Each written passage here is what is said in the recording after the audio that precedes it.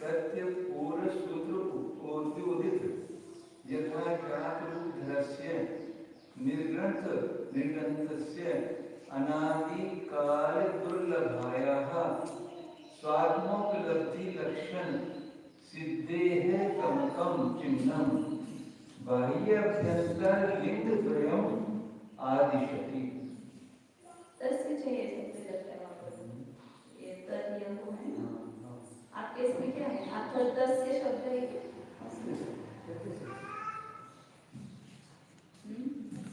तस्य स है तद्य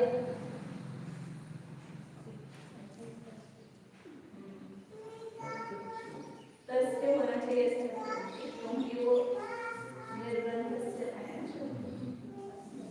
तस्य ही तस्य शब्द इसमें गलत हुआ है अर्थ तस्य अब उसके मतलब जो निर्बंध हुआ है पिछले व्याकरण में यथाजात रूपधर हो गया तो पूर्व सूत्र में बताए हुए जो यथाजात रूपधर हो गया है ऐसे उस निर्बंध के अनादिकाल दुर्लभायाः स्वात्मोपलब्धि लक्षण सिद्धेति गमकम चिन्हम। अनादिकाल से दुर्लभ कौन दुर्लभ है स्वात्मोपलब्धि जिसका लक्षण ऐसे सिद्धि पूरा धर्म कुछ नहीं है अपना आत्मा को अपना आत्मा मिल जाए तो धर्म हो गया इसलिए वस्तु सहावत धर्म की व्याख्या होती है कि वस्तु वस्तु के स्वभाव को धर्म कहते हैं। तो आत्मा का स्वभाव जैसा है वैसा ही आत्मा हमें स्वीकृत हो गया तो आत्मा की उपलब्धि हो गई। तो वहां से धर्म का प्रारंभ हो गया और उसकी जब परिपूर्णता होगी आत्मा इन सब पदों से छूट करके स्वतंत्र होगा, वही सिद्धि होगी। जैसे स्वात्मोपलब्धि लक्षण सिद्धि ऐसा कहते हैं। आत्मा तो है लेकिन उसकी उपलब्धि नहीं होती। जैसे वस्तु अपने पास ही कहीं पर होती है, कपाट में रखी है, इधर उधर रखी है, वस्तु गुम हो गया मतलब क्या हो गया? वस्तु तो जहाँ है वहीं पर है, हमारी बुद्धि से वो दूर है। मतलब हमारी बुद्धि में नहीं आ रहा है कि वो वस्तु कहाँ पर है। वस्तु जहाँ है वहीं पर रखी हुई है। इसी प्रकार आत्मा जैसा है वैसा अनादिकाल से कहीं उसका अभाव नहीं है। उसकी उपलब्धि करना है मतलब क्या करना है? पहले हमें बुद्धि गोचर हो जाए कि यह वस्तु आत्मा है, इसको आत्मा कहते हैं, यह मैं हूँ। ऐसे हमें जब आत्मा उस समय कहते हैं कि आत्मा की इसको ज्ञान हो गया, आत्मा का शब्दार्थ हो गया। लेकिन वो आत्मा की प्राप्ति कब होगी?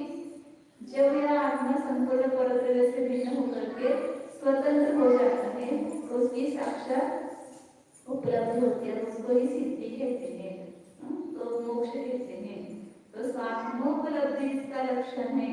ऐसी सिद्धि कि जो अनादिकाल से दुर्लभ है उसका जो प्रमुख चिन्ह है, उस निर्बंधता का ही जो चिन्ह है वो कौन सा है? 2 प्रकार का लिंग, बाह्य लिंग और आभ्यंतर लिंग। इस दोनों लिंगों को यहाँ पर आचार्य बताते हैं। मतलब उस चिन्ह को कैसे पहचानेंगे आज हम? जैसे मुनि जो निर्बंध है वो गुरु है,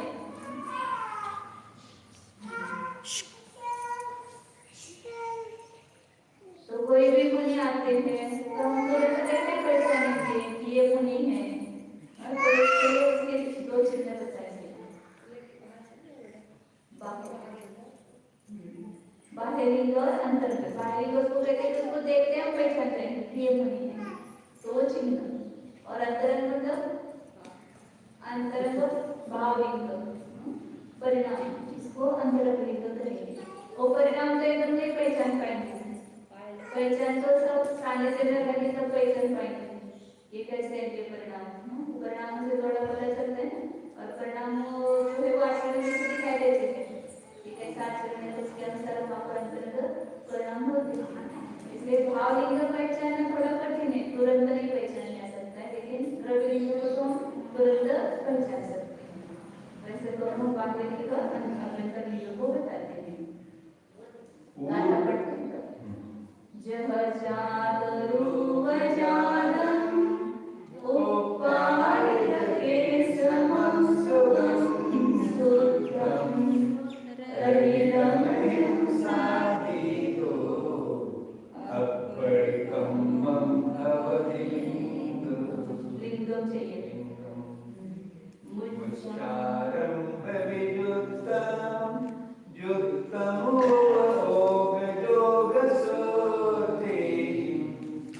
लिंगं न परावेकं अपनत्वकारणं तेषां। नीचे लिखा पढ़ते हैं।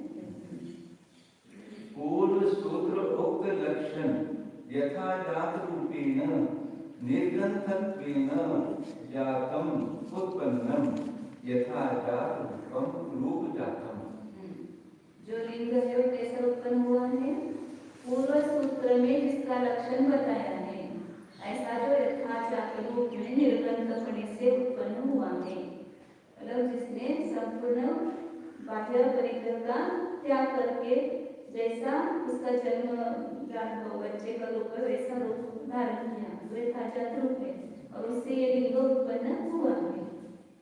लग्नता केश संस्कृत संस्कार उत्पन्न रागादि दोष वर्जनार्थम उत्पादित केश संस्कृतवाद उत्पादित केश संस्कृतम। उसका दूसरा चिन्ह बताया क्या कि जिसने केस और दाढ़ी मूंछ इनको उखाड़ दिया है, हाथ से उसको उखाड़ा है, ऐसे होता है दूसरा चिन्ह क्यों उखाड़ते हैं? तो उसका कारण बताया कि बाल और दाढ़ी मूंछ इनके संस्कार से उत्पन्न जो राग आदि दोष है उसका त्याग करने के लिए। क्यों बाल उखाड़ते हैं? तो इस बाल के बारे में भी कितना राग होता है ना, सफेद होते तो काले होने चाहिए, ऐसी स्टाइल होनी चाहिए, वैसी स्टाइल होनी चाहिए ना, उसको ऐसा तेल लगाना है, ऐसे कंघी करना है, कितना राग होता है इस बात संबंधी। और झड़ने लगते तो ऐसा लगता है कि क्या हो गया, सब विरल होने लगे, तो थोड़ा अटपटा लगता है। तो ये सब राग है वहाँ पर, बाल संबंधी उसके संस्कार करने के राग होता है। संस्कार मतलब ये कटिंग वगैरह करना विशिष्ट स्टाइल में, इंग्रजी स्टाइल और क्या क्या बहुत सारे निकलते हैं। बालों होती है उसको आगे तो बोलते हैं ना, कोई भी मतलब वृद्ध होना नहीं चाहता है, सब गलत लगाते हैं और उल्टा तो गलत से शारीरिक बहुत तकलीफ होती है, कैंसर आदि रोग भी उससे होते हैं, ऐसा कहते हैं। मतलब वो अच्छा नहीं दिखाई देता है ना, थोड़े थोड़े सफेद सफेद बाल है। अब उनको बेटा ऐसा लगता था ये इतना ये होते हुए भी कभी तो एकदम सुंदर कैसे लगते हैं, ये बाल ये काले करते हैं, फिर वो ब्यूटी पार्लर में जाते हैं तो उनसे उनकी शक्ल थोड़ी एकदम तरुण जैसी दिखने लगती है, लेकिन थोड़े दिन के बाद वापिस जो अपना मूड वही वो दिखाई देता है। और ये करते रहते वो सब पूरा टाइम इसी में जाता है ना। बाल काले करने तो बोले, हाँ बाल काले करने चले तो बोलेगी, हाँ चले तो बोलेगी। केस श्मश्रु के संस्कार से उत्पन्न राग आदि दोषों को टालने के लिए, उसके प्रति जो राग न रहे इसलिए क्या करते हैं, पूरा बाल उखाड़ो, फिर उसको संभालने के ऐसा केस ब्रश करने के बाद 1 महीना तो ऐसा कुछ लगता ही नहीं है, बस फिर 1 महीना तो लगता है कि बाल आ गए, लेकिन फिर भी ऐसा कुछ ये नहीं होती तकलीफ। मुझे पहले ऐसा लगता था 4 महीने 3 महीने बाल नहीं निकाले तो क्या होगा, किससे होगा ना, लेकिन अब कुछ लगता ही नहीं। वो संस्कार है, जैसे लगता है कि अपन रोज इतना बाल का संभाल करते हैं तो ऐसा लगता है। फिर बाल निकालने के बाद 3-4 महीने तक ना तेल लगाना, उसको कंघी करना, ये करना, तो ऐसा होता होगा, ऐसा कितना ये होगा, उज्जैन होगी, ऐसा लगता है। लेकिन उल्टा है, प्राकृतिक रूप है सब, इसमें कोई भी उज्जैन नहीं। तो इसलिए कहते हैं कि उसके प्रति राग आदि दोष को छोड़ने के लिए बाल और श्मश्रु आदि को निकाल के उखाड़ दिया है, ऐसा होता है दूसरा चिन्ह। आगे निर्वध्य चैतन्य चमत्कार विश्व दृष्टिन सर्व सावधि को गिरन रहितत्वात् शुद्धम। और तीसरा चिन्ह बताया कि शुद्ध होता है चिन्ह जो है वो।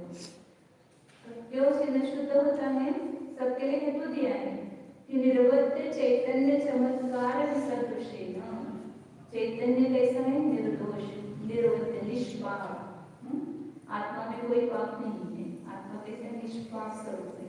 तो ऐसे निर्वध्य चैतन्य के चमत्कार से विसदृश, भिन्न, विलक्षण कौन है, ये सर्वसावध है, जितना भी पाप कर रहे हम वो सब अपने आत्मा से विलक्षण है, भिन्न है, आत्मा में है नहीं ये पाप। ऐसे संपूर्ण सावध्य से रहित होने से शरीर के लिए कोई भी स्नान इत्यादि कुछ भी नहीं करते या कुछ भी शरीर पर लगाते नहीं है, इसलिए कैसा है वो शुद्ध है, सर्व सावध्य से रहित होने से शुद्ध है, निर्दोष है, निष्पाप है। शुद्ध चैतन्य रूप निश्चय प्राण हिंसा कारणभूताया रागादि परिणति लक्षण निश्चय हिंसाया अभाव हिंसादि रहितम।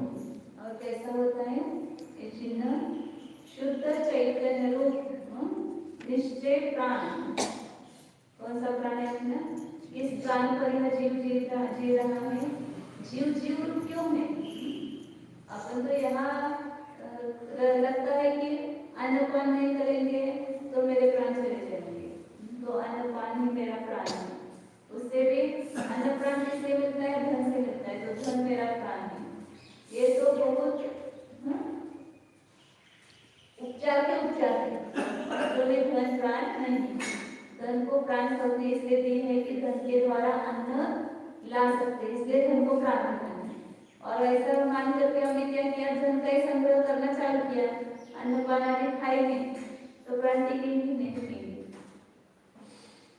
धन से अन्न आदि मिलता है, इसलिए धन को प्राण हमने दे दी, लेकिन वो किसने उसको प्राण कहा है ये तो हमें पता नहीं, और प्राण दे करके हमारा प्राणी बन गया और उसका तो हम उसको तो जोड़ने में लगे हुए थे, उसका संग्रह करने में लगे हुए, और वो जितना जितना आता है उतनी उतनी खुशी चला गया कि हमारे प्राण निकल गए। बस आज मुझे 1 लाख खर्च करना पड़ा, मेरा क्या होने लगता है, करेगा होता है बड़ा कुछ अंदर, क्यों होता है उस पैसे के प्रति इतना आसक्ति। तो वास्तव में ये तो प्राण नहीं है, और जिसको अपने व्यवहार से कहते हैं दश प्राण में, वो भी व्यवहार में से करने हैं इस मनुष्य जीवन के टिकने के लिए और इसके नाश के लिए वो कारणभूत है, उसका संयोग, इसलिए उसको प्राण संज्ञा दी है। लेकिन वास्तव में निश्चय से जीव किस कारण से जीव है, तो चैतन्य के कारण। ये निश्चय प्राण को धारण करता है चैतन्य रूप, इसलिए जीव ये संज्ञा प्राप्त होती है। इसलिए आचार्य कह रहे कि निश्चय प्राण क्या है, शुद्ध चैतन्य रूप, ये निश्चय प्राण है जीव का। और इस निश्चय प्राण की हम कितनी हिंसा करते हैं, इसकी तरफ हमारा ध्यान रहता है। बाहर की हिंसा, कोई जीव मर गया वो भी हिंसा है, नहीं ऐसा नहीं है, लेकिन उससे हमें जितना अंदर में दुख लगता है उतना दुख हमारे आत्मा का घात हो रहा है हर समय, इसका होता है। तो वास्तव में अपने निश्चय प्राण का घात राग द्वेष मोह आदि परिणामों के कारण होता है। तो ये परिणाम आत्मा के हिंसा के कारण है, इसलिए उसको पुरुषार्थ उपाय में निश्चय हिंसा वही उसको कहा, अप्रादुर्भाव करो रागादीनम भवति उत्पत्ति, और उसकी अनुत्पत्ति उसको अहिंसा कहा। रागादि की उत्पत्ति हिंसा है और उत्पत्ति न होना भी अहिंसा है। निश्चय से हिंसा और अहिंसा की ऐसी परिभाषा की है। आचार्य कह रहे हैं कि निश्चुत चैतन्य रूप निश्चय प्राण की हिंसा का कारणभूत कौन है, रागादि परिणति है, और उस लक्षण निश्चय हिंसा का अभाव से जब इसने यथाचार रूप धारण किया तब सभी प्रकार के राग द्वेष मोह का त्याग किया, तो राग द्वेष मोह का त्याग किया तो निश्चय हिंसा का अभाव हुआ, इसलिए वो कैसा है, चिन्ह हिंसा से रहित है। अंतरंग में मेरे राग द्वेष नहीं है तो बाहर हिंसा कैसे होगी, जिसके अंतरंग में राग द्वेष भाव होंगे वही बाहर में हिंसा के करने में प्रवृत्त होगा। तो जिसके राग द्वेष मोह ही नष्ट हो गए कि जिसके कारण से हिंसा हो रही है, तो उसको हिंसा का अभाव हुआ है।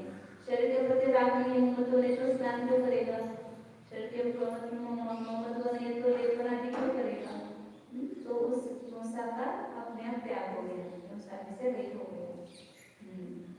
परमोपेक्षा संयमवरेण देहे प्रतिकार रहितत्वात् अर्थ कर्म भवति किम एवं पंच विशेषण विशिष्टम लिंगम द्रव्य लिंगम ज्ञातव्यम इति प्रथम गाथा कथन। पांचवा चिन्ह बताया उसका द्रव्य लिंग का, ये कैसा होता है, परम उपेक्षा संयम वरेण, अंतरंग में परम उपेक्षा संयम है। उपेक्षा संयम मतलब अच्छा है कि बुरा है, उपेक्षा मतलब समता भाव, राग द्वेष का अभाव, मध्यस्थ भाव, उसको कहते हैं उपेक्षा भाव।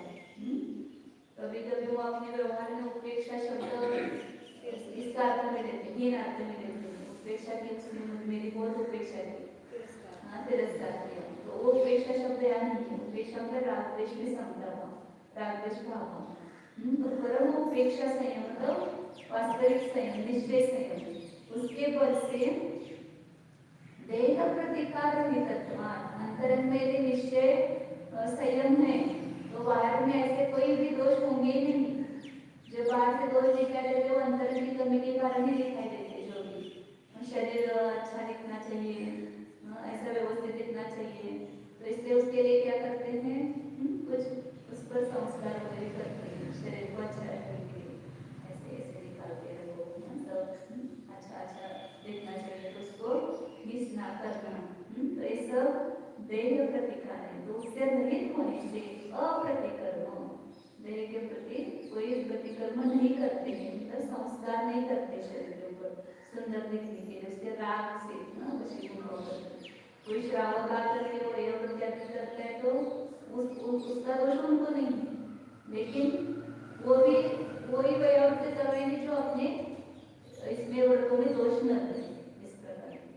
तो इसलिए अप्रतिकर्म होता है, शरीर संस्कार से रहित होता है। कौन होता है? लिंग होता है, जो मुनियों का लिंग है द्रव्यलिंग इन 5 विशेषणों से युक्त होता है, उसको द्रव्यलिंग जाना चाहिए। कौन कौन से कहें ये याद रखना, सब खाली सुन करके नहीं छोड़ना। कभी भी कोई पूछता है द्रव्यलिंग किसको कहते हैं, तो ये 5 उसके लक्षण बताए कि जहाँ पर यथा जागरूक घटपना है, गंधपना है, केशलोच करता है हाथ से, शुद्ध रूप है, मतलब कोई उस पर विकार नहीं है, स्नान इत्यादि किसी प्रकार का सावध्य दोष नहीं लगता है, करता है, स्नान वगैरह नहीं करता है, और शरीर पर संस्कार नहीं करता है। तो इस प्रकार के 5 दोषों से, 5 चिन्हों से सहित ऐसा द्रव्यलिंग होता है, ऐसा जानना चाहिए। पर द्रव्य कांक्षा रहित निर्मोह परमात्म ज्योति विलक्षण बाह्य द्रव्य ममत्व बुद्धि मूर्छा भंगते मनोवाक्काय व्यापार रहित चित्त चमत्कार प्रतिपक्षभूत आरंभ व्यापार ताभ्याम मूर्छा आरंभाभ्याम विमुक्तम मूर्छा आरंभ विमुक्तम। अब जो भावलिंग है उसके चिन्ह बता रहे हैं। तरंग भावलिंग होता है, बाहर द्रव्यलिंग होता है। तो द्रव्यलिंग में शरीर संबंधी सब बताया। अब अंतरंग परिणामों की अपेक्षा से ना भावलिंग होता है। तो कौन सा भावलिंग का चिन्ह क्या है? पहला बताया कि मूर्छा आरंभ से रहित होता है। क्यों मूर्छा आरंभ से रहित होता है? तो परद्रव्य संबंधी जो इच्छा है उससे रहित निर्मोह परमात्मा ज्योति विलक्षणा, अपना जो परमात्मा द्रव्य है वो कैसा है? सभी प्रकार की मूर्छा परद्रव्य की इच्छा से रहित है। इसी प्रकार की भी इच्छा इस निजात्मा में, ध्रुवात्मा में नहीं है।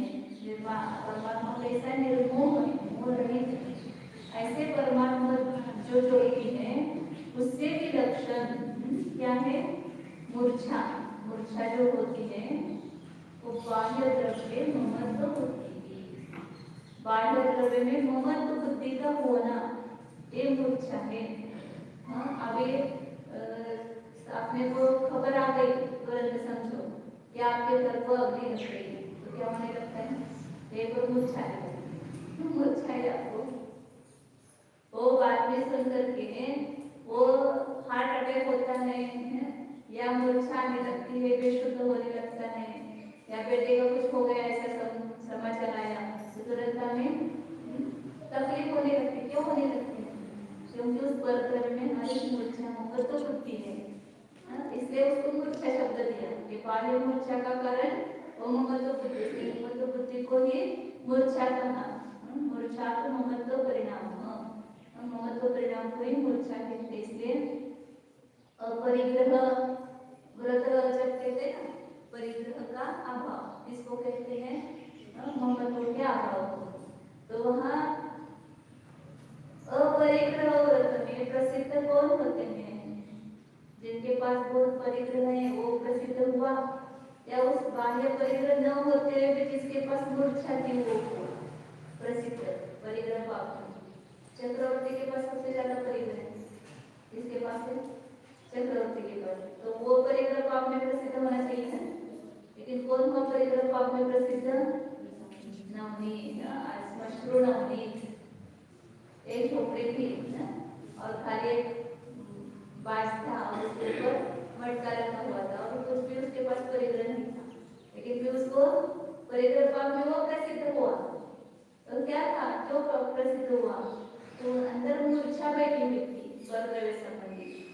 इतना मक्खन बेचेगा तो इतने पैसे आएंगे, इतने पैसे से मैं क्या खरीदूंगा, गाय खरीद करूंगा, उससे वो दूध आएगा, फिर दूध बेच कर कितना पैसा होगा, तो मैं खेती ले लूंगा, खेती करूंगा, फिर उसमें इतनी फसल आएगी तो उसके इतने पैसे आएंगे, तो क्या करूंगा, कोई सेवा करने के लिए चाहिए तो एक शादी भी करूंगा, पत्नी आएगी, फिर उसको बेटा होगा, और बेटा कुछ कहने लगेगा तो मैं उसको या पत्नी को कुछ कहेगी तो मैं उसको ऐसे लात मारूंगा।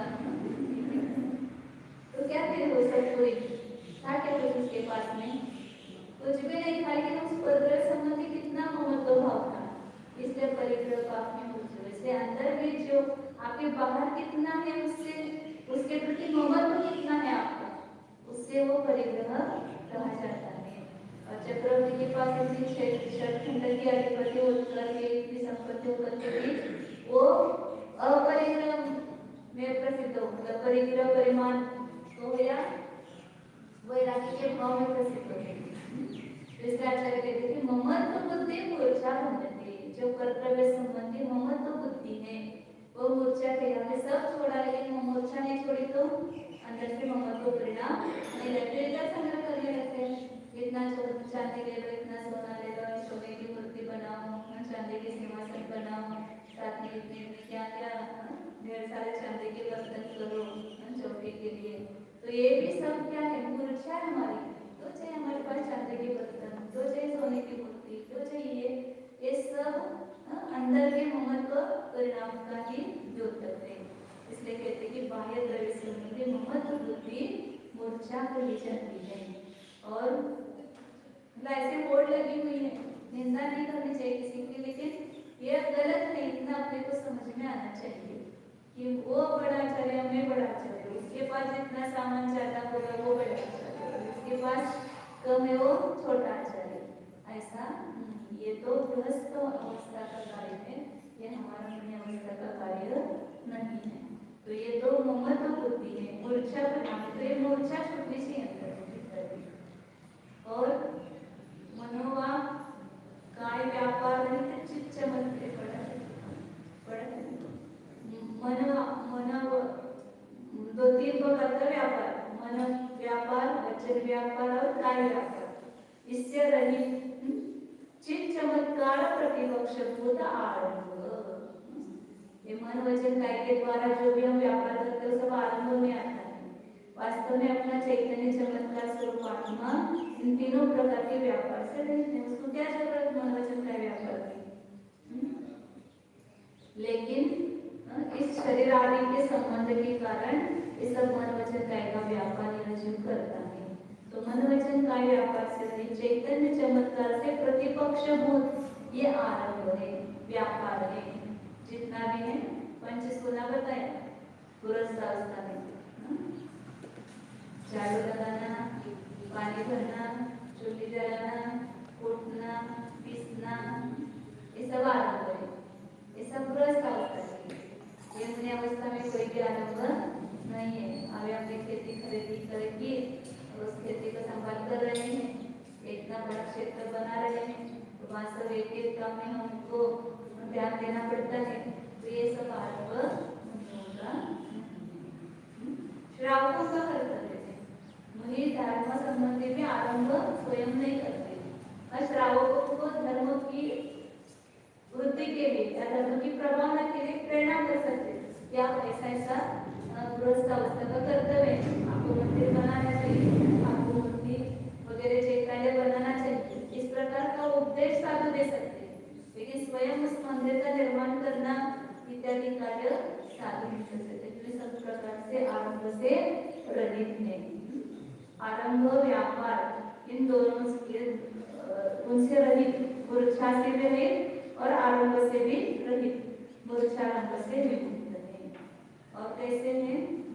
निर्विकार स्वसंवेदन लक्षण उपयोगः, निर्विकल्प समाधि ही योगः, तयोः उपयोग योगयोः शुद्धि ही उपयोग योग शुद्धि ही तया युक्तम्।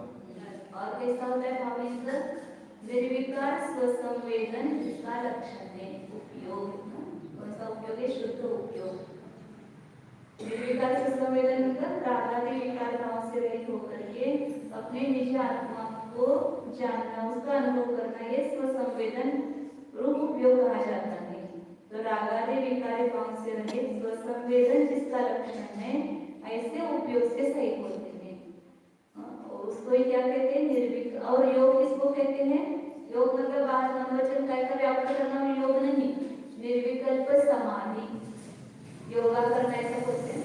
वास्तव में शास्त्र में योगा योग शब्द निर्विकल्प समाधि के लिए योग दो अर्थ में आता है, एक तो मनोवचन का योग और एक योग मतलब समाधि ध्यान, इसके लिए आता है। तो यहाँ पर योग शब्द का अर्थ निर्विकल्प समाधि भी है। और योगो योग उपयोग योग शुद्ध उपयोग और योग से सहित होते हैं, उनका भाव लिखा मतलब अंतरंग में मुनिराज अपने शुद्ध उपयोग में रहते हैं। तो शुद्धि ही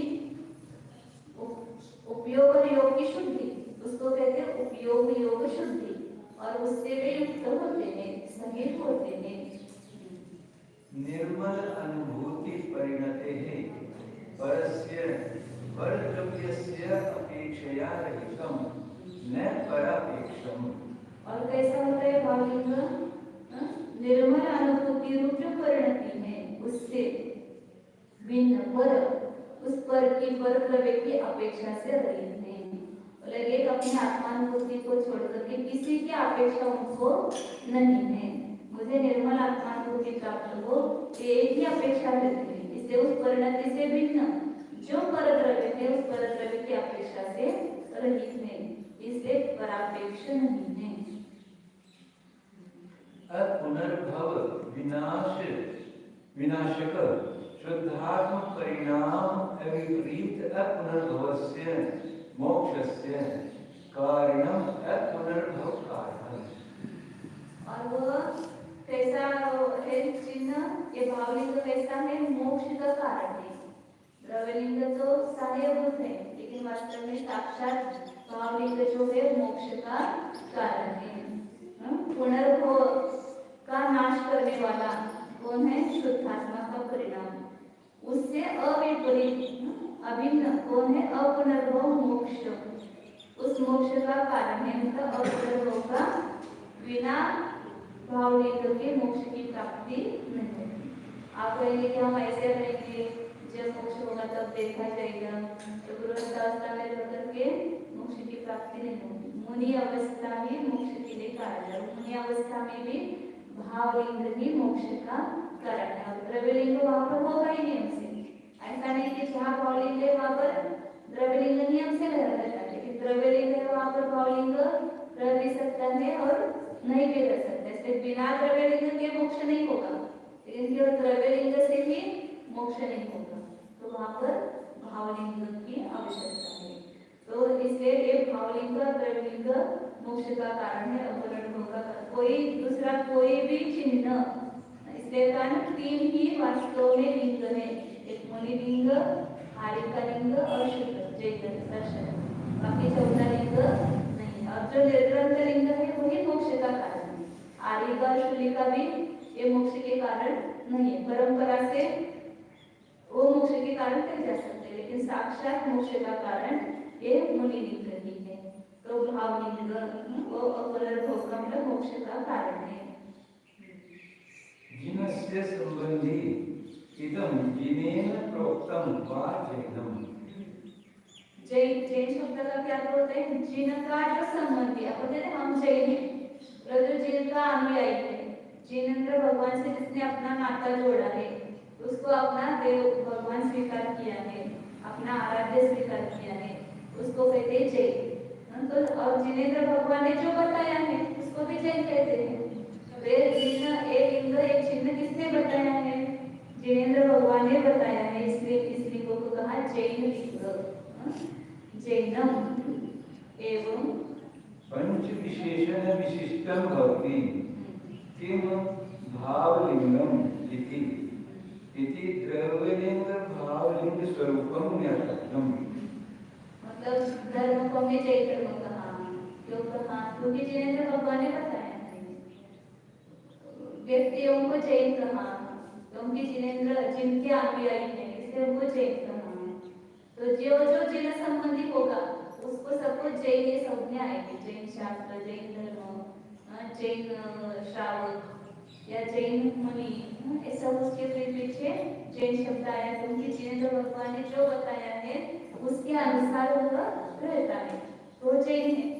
तो जिनेंद्र भगवान ने जो श्रावक के लक्षण बताए हैं वह हम में होंगे तो हम क्या कहलाएंगे? जैन श्रावक। जिनेंद्र भगवान ने क्या श्रावक के लिंग बताए हैं? कैसा होना चाहिए श्रावक? कैसा होना चाहिए? एक तो दो प्रकार के श्रावक है, एक पाक्षिक श्रावक, तीन प्रकार के पाक्षिक, नैष्ठिक और साधक, तीन प्रकार के श्रावक बताए।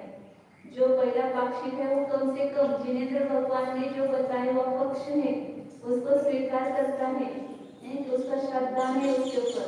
अभी वो आचरण नहीं कर पा रहा है पूरा, लेकिन उसका श्रद्धान है। और जो मूलभूत जैन धर्म की बातें हैं, रात में भोजन नहीं करना, पानी छान के पीना, रोज देव दर्शन करना, इतना तो उसके जीवन में आ गया है जिनेंद्र भगवान का पक्ष। और जो जिनेंद्र भगवान ने बताए हुए व्रत है, प्रतिमाएं हैं, उसको धारण करता है वो सच्चा श्रावक है, उसको नैष्ठिक श्रावक है। 12 व्रत वगैरह स्वीकार करता है वो नैष्ठिक श्रावक है। और जो अंतिम संलेखना को साध रहा है उसको साधक कहते हैं। तो इसलिए ये जिनेंद्र भगवान हम जैन कहलाते हैं, तो जिनेंद्र भगवान ने जैसा आचरण बताया वैसा हमारा होगा। तो अब देखो जो जिसका अनुयायी बनता है उसका उन्होंने जो कहा है उसके जो प्रवर्तन होंगे वो सब पालन करते कि नहीं? देखो और हम कितना पालन करते हैं? मुसलमान है तो नमाज पढ़े बिना रहते हैं, और हम मंदिर आने तो नहीं गए तो चलता है। क्या होता है? एक दिन छूट गए तो जाओगे वहाँ नमाज पढ़ते हो, बाजार में भी, कहीं पर भी हो, ऑफिस में हो, कहीं पर भी हो, लेकिन वो अपना नहीं छूटे और वो इतने कट्टर हो गए। हमारा मूल जैन धर्म होते हुए भी हम उसके पालन करते हैं, तो हम जैन कहलाने के अधिकारी नहीं। आपको नहीं करना है ना तो आप जैन तो कहते कि जैन मतलब जिनका जिन्होंने जो बताया है उसको जैन कहते हैं। और इस प्रकार के द्रव्यलिंग और भावलिंग का स्वरूप यहाँ पर 5 विशेषणों से युक्त जो है वह भावलिंग है। और ये द्रव्यलिंग और भावलिंग का स्वरूप अभी जानना चाहिए। तो 2 गाथा में ये बताया कि द्रव्यलिंग किसको कहते हैं और भावलिंग दोनों के 5 विशेषण बताए। द्रव्यलिंग के भी 5 विशेषण बताए, जो यथा जागरूक है, केस और दाढ़ी जिसने रोज किया है, और निर्दोष है, प्रशुद्ध है, शादी से रहित है और शरीर संस्कार से रहित। इस तरह 5 भावलिंग के चिन्ह बताए, विशेषण बताए, जो मूर्छा से रहित, ममत्व से रहित, आत्म से रहित और उपयोग से शुद्ध, शुद्धोपयोग से सहित, शुद्ध योग समाधि से सहित और परापेक्ष से रहित, जिसको करके अपेक्षा नहीं। ऐसे 5 विशेषणों से युक्त भावलिंग का स्वरूप जानना चाहिए। अब आगे और क्या विधि करके वो श्रवण होता है, ये या पूरा करते अगली गाथा में कार्य।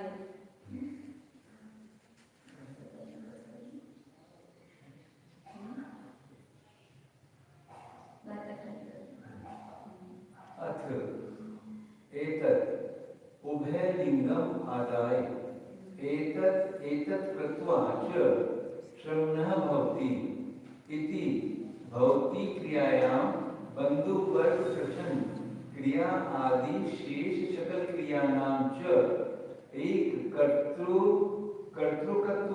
कर्तृकत्वम् उद्योतयन् नियता सामान्य प्रतिपत्ति भवति इति उपदिश्यते। और यहाँ पर ये एतत् उभयलिंगम आदाय, दोनों प्रकार के लिंग को जो दीक्षार्थी है वह एक बताए उसको, उनकी इसका ध्यान उसको होना चाहिए कि अपन लिंग धारण तो करने जा रहे हैं, लिंग क्या है वो लिंग बताए। तो इस दोनों प्रकार के लिंग को, द्रव्यलिंग और भावलिंग को, दोनों प्रकार के लिंग को ग्रहण करके एतद एतद कृत्वा, यह करके वो श्रवण होता है। यह मतलब क्या, अमुक अमुक करके वो श्रवण होता है। तो क्या क्या करके श्रवण होता है, वो इस प्रकार भौतिक क्रिया में बंधु वर्ग प्रच्छन्न क्रिया में शेष सकल क्रिया। और प्रारंभ कहाँ से किया था, बंधु वर्ग को पूछना, उससे विदाई लेना, यहाँ से वो क्रिया प्रारंभ हुई थी। और वहां से लेकर बाकी सभी क्रिया एक ही जीव कर रहा है, अनेक जीव नहीं।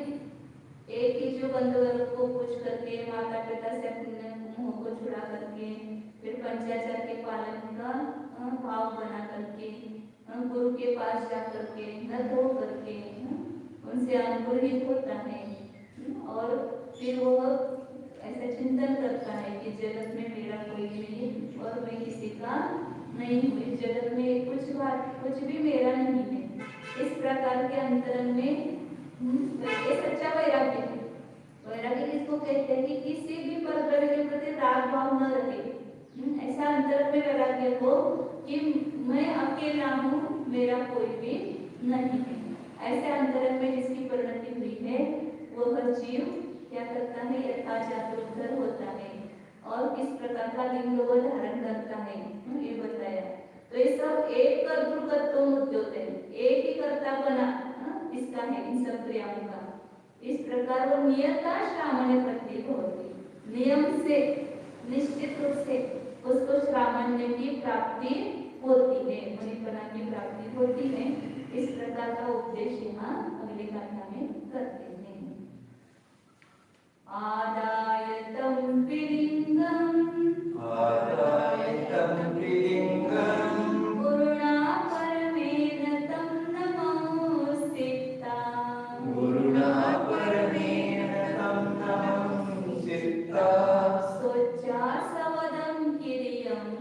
सोच्चासवदं किरियं उवर्तितो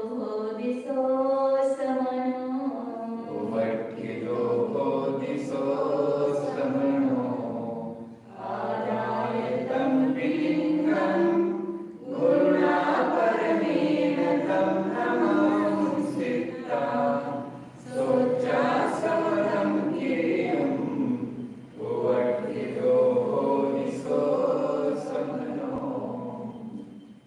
गुरुणा परमेन, परम उत्कृष्ट गुरु के द्वारा, तम लिंगम आदाय, उन्होंने दिया हुआ उस लिंग। अबे गुरु के पास ही सब कुछ चल रहा है, गुरु को जाकर के नमस्कार किया, हमसे अनुग्रहित हुआ, वहीं पर वो ये सब चिंतन करके उस लिंग को धारण कर रहा है। तो गुरु ने उस लिंग दिया, ऐसा कहना चाहेगा, क्योंकि गुरु के बिना दीक्षा नहीं होती है। जो ऐसा कहते कि नहीं मैं स्वयं ही दीक्षा कर लूंगा, कोई गुरु मुझे पसंद नहीं है, तो उसकी दीक्षा वास्तव में नहीं है। क्योंकि ऐसा नहीं कि कोई गुरु ही नहीं है, गुरु की खोज हम नहीं करते हैं और यथार्थ दृष्टि से उसको देखते नहीं है, इसलिए हमको लगता है कि कोई गुरु नहीं। वास्तव में गुरु के द्वारा ही दीक्षा स्वीकार करनी चाहिए। तो ऐसा काल था, कभी शांति सागर महाराज जी वगैरह थे, तो उस समय कोई निर्ग्रंथ मुनि दिखाई नहीं देते थे, तो इसलिए वो समय कह सकते थे तो शांति सागर महाराज जी गुरु से लिया ऐसे, लेकिन उसमें सुधार करके उसको धारण किया। इसलिए उन्होंने स्वयं ही मतलब ऐसा एकांत स्वयं से भी नहीं लिया कोई दीक्षा। देवेंद्र कीर्ति गुरु से उन्होंने दीक्षा धारण की, लेकिन देवेंद्र कीर्ति ने उनसे लग्न को कैसा होता है वो सीखा। फिर उन्होंने वापस अपनी दीक्षा छोड़ करके उस शिष्य के पास दीक्षा ली।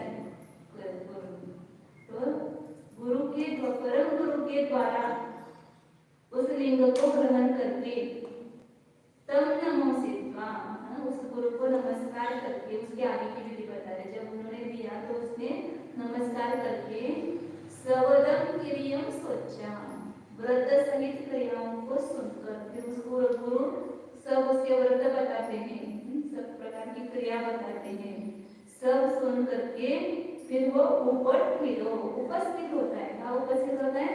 अपने आत्मस्वरूप में उपस्थित होकर के वो श्रवण होता है। देखो उस समय की कैसे परिणामों के अंतर में धारा चलती, कैसे विशुद्धि होती है जब वो गुरु लिंग दे रहे हैं, स्वीकार करता है, नमस्कार करके गुरु से सब क्रियाएं सुनता है, तो उस समय के परिणामों की विशुद्धि अलग होती है। तो इस प्रकार वह उपस्थित होकर के मतलब अपने आत्मस्वरूप में स्थित होकर के श्रवण होता है। क्योंकि श्रवण जब हुआ उसने ये प्रतिज्ञा करता है कि सर्व सावधियों का मैं त्याग करता हूँ, सब पाप क्रियाओं का मैं त्याग करता हूँ, निर्विकल्प समाधि को सामायिक को स्वीकार करता हूँ। तो सामायिक की वहाँ पर प्रतिज्ञा होती श्रवण होते समय। तो इस प्रकार ये विधि बताएंगे, इसका खुलासा हम कर देंगे।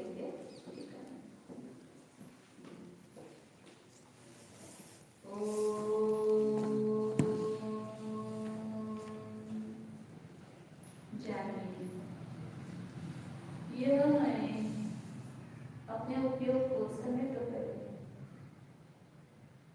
और विषय को निश्चित करो। क्या जानना है? मुझे अपने को ही जानना है, स्वयं का निर्णय करना है, स्वयं का अनुभव करना है। तो करो अपने उपयोग को उस वस्तु में, वस्तु के पास ले जाओ।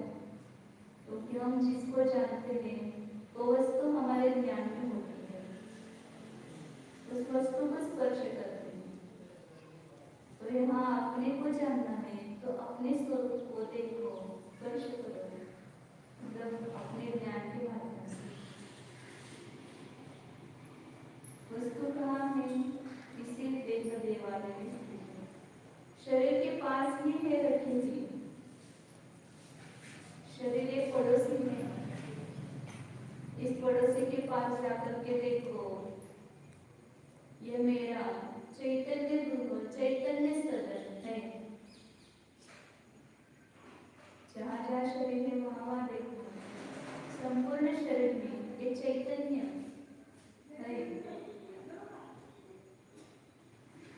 शरीर के पास होते हुए भी शरीर से अत्यंत भिन्न है। शरीर मुझ में नहीं है, मैं शरीर में नहीं हूँ। शरीर शरीर में है, मैं अपने में हूँ। दूध और पानी एक जगह रहते हुए भी दूध दूध में है, पानी पानी में है। वैसे शरीर और आत्मा एक जगह रहते हुए भी एक नहीं। तो अपनी बुद्धि में दोनों का भेद करो, बुद्धि से अलग करो इनको। जब तक बुद्धि में अलग नहीं होंगे तब तक ये बाहर भी भिन्न नहीं हो पाएंगे। ऐसा उपयोग एकाग्र करके जानो, इसमें जो चैतन्य है वो मैं हूँ, और जो अचेतन भूतल में शरीर है वो मैं नहीं। शरीर से अत्यंत भिन्न, रागादि भाव से भी अत्यंत भिन्न यह मैं निराग, निर्द्वेष, निर्मोह स्वरूप निज जीव हूँ। इस मुझ शुद्ध चैतन्य स्वरूप में कोई भी विकार नहीं है। राग, द्वेष, मोह, क्रोध, मान, माया, लोभ ये सब मेरे आंगन में है, मेरे घर में नहीं है। मेरा चैतन्य गृह तो साफ सुथरा है, सब कंटकों से रहित है, निर्कंटक है। ये राग द्वेष रूपी कंटक मुझे आत्मा में नहीं है। ये कर्मोदय जनित एक क्षणिक पर्याय नहीं है।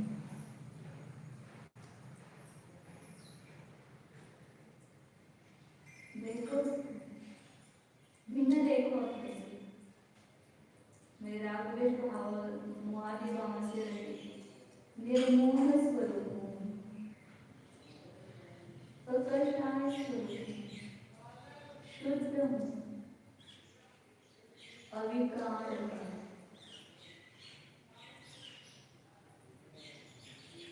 शुद्ध चैतन्य स्वरूप अविकार चैतन्य वृत्ति स्वरूप निर्वाण स्वरूप निस्संग स्वरूप शुद्ध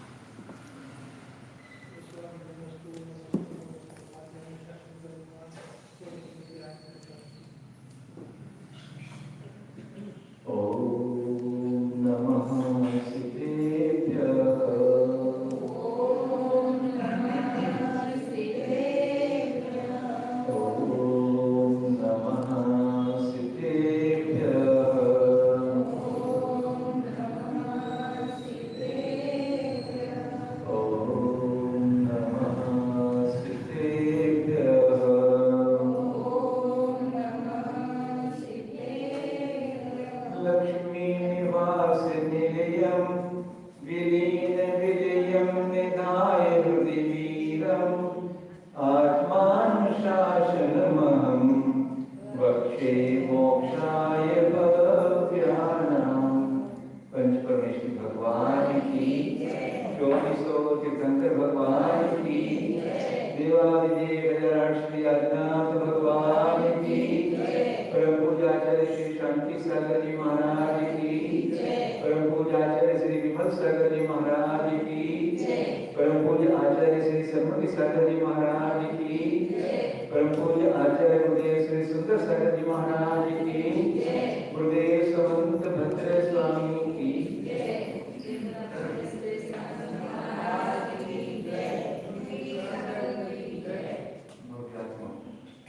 आत्मानुशासन ग्रंथ है आचार्य गुणभद्र देव स्वामी द्वारा रचित।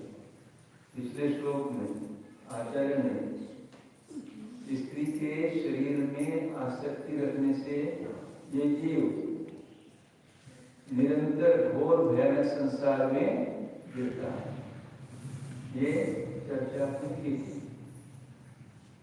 आगे